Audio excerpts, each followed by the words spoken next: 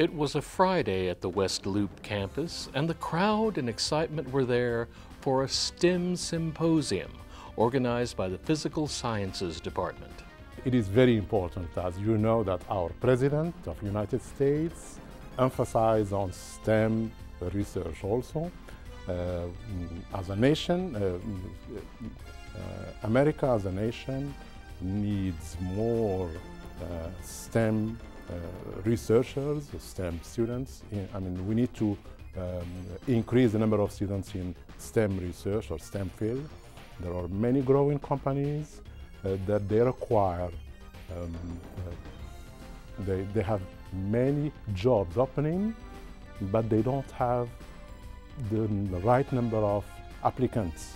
The keynote speaker was from one of these industries who were seeking skilled STEM applicants, presenting an overview of how technology was changing and shaping the workplace. Our company owns about 70% of the global routing and switching market. We are the company that powers the internet across the globe. And I'm here speaking at HCC today at the STEM conference because Cisco is a major contributor to the US 2020 Foundation that has been created by the White House. Many companies from public sector are getting involved in committing. Our CEO, John Chambers from Cisco Systems, has committed that by the year 2020, 20% of our workforce will be spending 20 hours a year in initiatives on an annual basis in schools, working with students to improve and enhance and motivate students to move into STEM technologies for careers.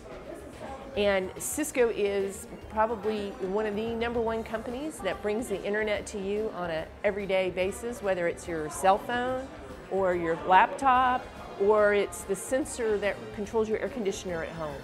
So we're on a threshold of a new industrial revolution. It's called the Internet of Everything. And Cisco is one of those leaders, and I greatly appreciate the opportunity to be here today. Thank you very much. Again, just to give you an example, there are other countries who really understood that. I will give the example of China and India. They knew that, in other words, they modified their program, their educations, so that, and they focus more, they give more importance to STEM programs. Now they are leading the world. For example, I can just give you a few examples. They are leading the world in solar energy. They are also leading the world in super fast computers.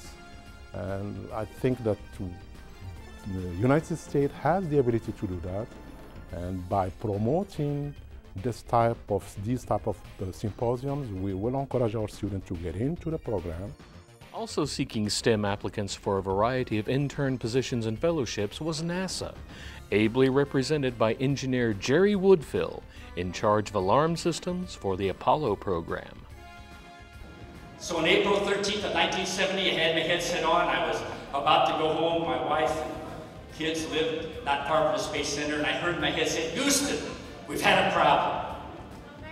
And I looked at the console, and that alarm system, it looked like a Christmas tree. 6 different alarms, any one of which meant the crew would not survive.